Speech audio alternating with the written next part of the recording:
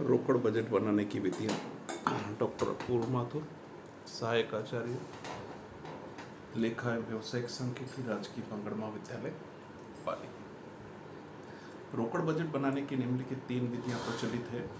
प्राप्ति एवं भुगतान विधि, समायोजित लाभ हानि खाता विधि, प्रक्षेपित चिट्ठा विधि। प्राप्ति एवं भुगतान विधि, इस विधि के अंतर्गत समस्त बजट अवधि की इस विधि के अंतर्गत संबंधित बजट अवधि की समस्त प्राप्तियों एवं भुगतान के पूर्वानुमान लगाकर उन्हें बजट में प्रस्तुत किया जाता है। बजट अवधि की रोकड़ प्राप्ति में निम्नलिखित मदें सामान्यतः सम्मिलित होती है।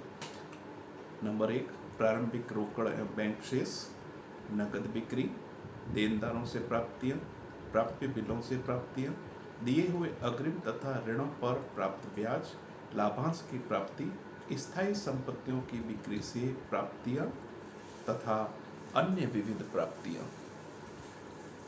बजट अवधि में रोकड़ भुगतानों में निम्नलिखित मदें सामान्यतः सम्मिलित होती हैं। नगद क्रय, लेनदारों को भुगतान, देय बिलों का भुगतान, कर्मचारियों के वेतन मजदूरी आदि का भुगतान, बैंक ऋण व अन्य ऋणों की वापसी, चुकाए गए ब्याज व लाभांश, स्थायी संपत्तियों का क्रय, कर दायित्व का भुगतान, कारखाना प्रशास्ति तथा बिक्री एवं वितरण, शोध एवं अनुसंधान आदि संबंधी व्ययों का भुगतान और अन्य विविध भुगतान। इस विधि में रोकड़ बजट तैयार करते समय सर्वप्रथम रोकड़ का प्रारंभिक शेष लिखा जाता है।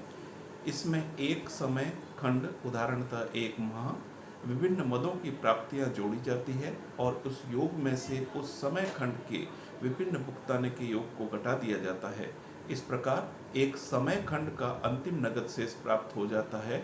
यह शेष अगले समय खंड, जैसे अगले महीना, उदाहरणतः अगले माह के लिए प्रारंभिक शेष का कार्य करता है। इस प्रकार विभिन्न समय खंडों में प्राप्तियों एवं भुगतानों एवं रोकड़ शेष लिखते हुए बजट की पूरी अवधि के लिए रोकड़ बजट तैयार किया जाता है। दूसरी विधि है समायोजित लाभ हानि खाता विधि।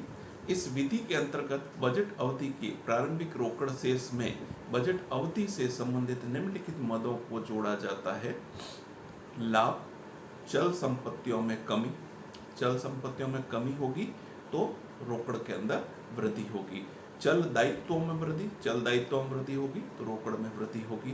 पूंजी निर्गमन, पूंजी निर्गमन से नगद राशि प्राप्त होगी तो पूंजी निर्गमन से राशि हमें प्राप्त होगी। स्थायी संपत्ति की बिक्री, स्थायी संपत्तियों की बिक्री से नगद राशि की प्राप्ति होगी। विनियोगों की बिक्री से नगद राशि की प्राप्ति होगी। गैर रोकड़ी व्यय एवं आयोजन, स्थायी संपत्तियों एवं विनियोगों के विक्रय से हानि तथा गत अवधि में भुगतान किए गए व्यय तथा चालू अवधि के अंत में अदत्त व्यय, इन सभी को हम प्रारंभिक बजट शेष के अंदर जोड़ते हैं। उक्त योग में से निम्नलिखित मदों को घटाया जाता है।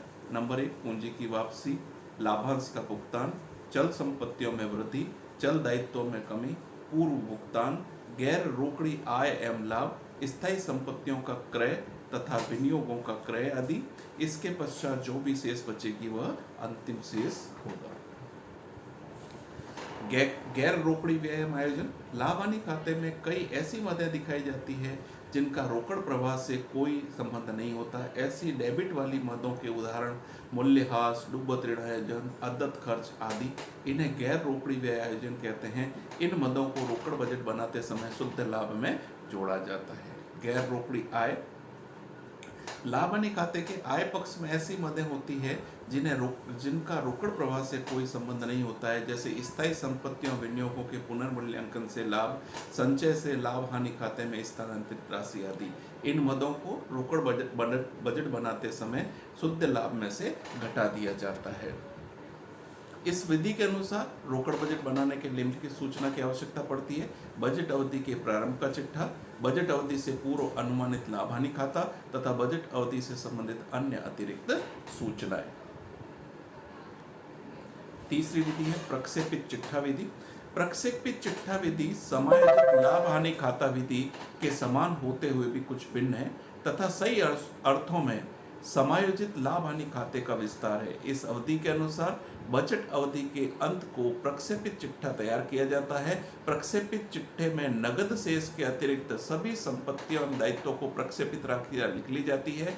बजटेड लाभ हानि खाते में बजटेड लाभ लिख लिया जाता है। इसके पश्चात प्रक्षेपित दायित्वों की प्रक्षेपित संपत्तियों पर आधिक्य नगद बैंक सहित शेष को प्रकट करता है तथा संपत्तियों और दायित्वों पर आधिक्य बैंक अधिविकर्ष को प्रस्तुत करता है।